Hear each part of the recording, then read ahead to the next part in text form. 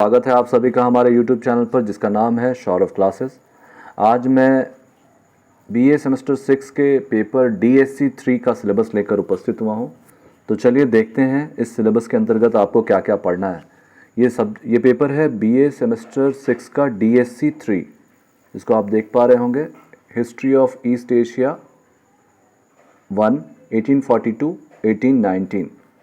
इसके अंतर्गत हमारा जो पहला यूनिट है, इसके केवल 2 ही यूनिट है। इसके अंतर्गत हमारा जो पहला यूनिट है वो है imperialism and China during 19th century, यानी इसका अर्थ होता है साम्राज्यवाद और चाइना 19वीं शताब्दी के अंतर्गत।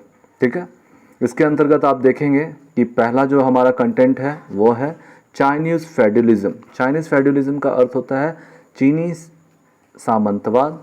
इसके अंतर्गत हम देखते हैं जेनेट्री। जेनेट्री का अर्थ होता है अभिजात या कुलीन वर्ग। ब्यूरोक्रेसी। ब्यूरोक्रेसी का अर्थ होता है नौकरशाही, पीजेंट्री यानी कृषक वर्ग। The Confucian value system. Confucius एक विचारधारा है जो कन्फ्यूशियस के द्वारा दिया गया था, इसी को हम कन्फ्यूशियन वैल्यू सिस्टम कहते हैं। और सिनोक्रिटिज्म। सिनोक्रिटिज्म जो होता है वो एक्चुअली चीन में एक तरह की विचारधारा अपनाई गई थी, जिसको हम लोग सिनोक्रिटिज्म के नाम से जाने जाते हैं। ठीक है, इसके अलावा हमें इस यूनिट के अंतर्गत कैंटन कमर्शियल सिस्टम्स को भी देखना है। कैंटन का कमर्शियल सिस्टम अर्थात चीन में एक राज्य है कैंटन, जहां पर संरक्षणवादी व्यापारवादी नीति का अपनाया गया था, जिसे हम कैंटन कमर्शियल सिस्टम के नाम से जानते हैं। इसके अगले पार्ट में हमें the transformation of China into informal colonies, ये जो बी सेक्शन है, इसके अंतर्गत हम देखते हैं कि चाइना का इनफॉर्मल कॉलोनीज में परिवर्तन अर्थात अनौपचारिक उपनिवेशवाद के परिवर्तन, इसी को हम लोग कहेंगे transformation of China into informal colony. फिर हमें पढ़ना है ओपियम वॉर्स। तो 2 अफीम युद्ध हुए हैं जिसको हम अफीम युद्ध के नाम से जानते हैं। तो प्रथम अफीम युद्ध, द्वितीय अफीम युद्ध इसके अंतर्गत पढ़ना है। फिर अनइक्वल ट्रीटीज। अनइक्वल ट्रीटीज का मतलब है असामान्य संधियां। ठीक है, इसके पश्चात हम देखना है स्क्रैम्बल फॉर कंसेशन, यानी कंसेशन का मतलब रियायत के लिए संघर्ष जो किया गया था चीन के द्वारा, उसे हम पढ़ेंगे स्क्रैम्बल फॉर कंसेशन के अंतर्गत। ठीक है, उसके बाद फाइनेंस इम्पेरियलिज्म, यानी फाइनेंस यानी आपका अर्थव्यवस्था होता है, उसका साम्राज्यवाद को हम लोग फाइनेंस इम्पेरियलिज्म कहते हैं। एंड ओपन डोर पॉलिसी, ये अमेरिका की नीति थी चाइना में। वहाँ स्वतंत्र व्यापार करने के लिए अमेरिका ने चीन में खुले द्वार की नीति का पालन किया था, तो उसका अध्ययन हमें करना है। इसके बाद हमारा सी सेक्शन है एग्रेरियन एंड पॉपुलर मूवमेंट्स, जिसके अंतर्गत हमें ताइपिंग विद्रोह को देखना है और ई हो टुआन, ये 2 विद्रोहों का अध्ययन करना है। फिर डी में हम देखते हैं कि अटेम्प्ट फॉर सेल्फ स्ट्रेंथनिंग, यानी कि उसके अंतर्गत हमें देख रहे हैं कि जुआ चियांग के बारे में रिफॉर्म्स ऑफ 1860 एंड 95 का अध्ययन करना है। 1898 का रिफॉर्म्स का देखना है। 1901 से 1908 का रिफॉर्म्स का अध्ययन करना है। ठीक है, इसके बाद हम देखते हैं emergence of nationalism in China. ठीक है, यानी चाइना में राष्ट्रवाद का उदय, इस विषय को हमें देखना है। इसके अंतर्गत कुछ क्रांतियों का अध्ययन है, जैसे सबसे पहले हमें 1911 की चीनी क्रांति, उसका कारण, स्वरूप, उसका महत्व, ये सारी चीज़ों का अध्ययन करना है।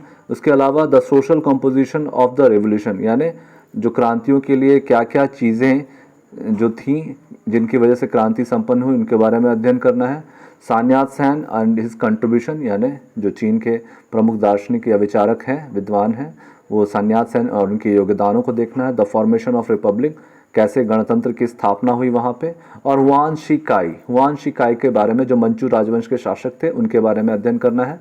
ठीक है, इसी के अंतर्गत हम देखते हैं वारलोडिज्म को अध्ययन करना है। वारलोडिज्म एक प्रकार की ये थी व्यवस्था थी जो चीन में 1916 और 1928 के बीच में बयांग सेना और क्षेत्रीय गुटों के बीच में जो युद्ध की स्थिति हुई थी, उसके बारे में अध्ययन करना है।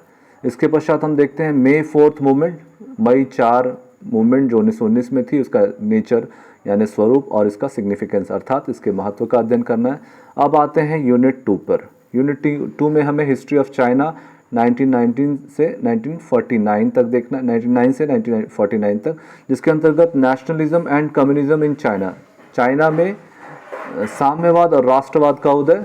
दूसरा जो है formation of CCP and Kuomintang दल, यानी कुओमिंतांग दल जो गठन हुआ और उसके वजह से जिसको वहाँ पर क्या स्थितियाँ हुई उसके बारे में अध्ययन करना है। द फर्स्ट यूनाइटेड मूवमेंट, यानी कि प्रथम जो मिश्रित फ्रंट बना उसके बारे में अध्ययन करना है। उसके बाद हमें द कम्युनिस्ट मूवमेंट, साम्यवादी आंदोलन का अध्ययन करना 1938 से 1939।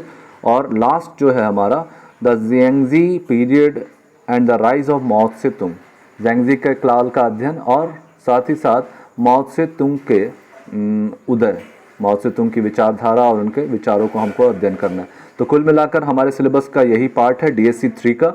ये पार्ट DSC 4 में भी पढ़ने हैं, ठीक है। तो इसको आप ध्यान से रखिएगा, इसी में चाइना के साथ जापान को ऐड कर दिया गया। खैर उसका मैं अलग से सिलेबस बना दूंगा। तो ये है BA सेमेस्टर 6 के DSC 3 का होल सिलेबस। आज के लिए इतना ही, धन्यवाद।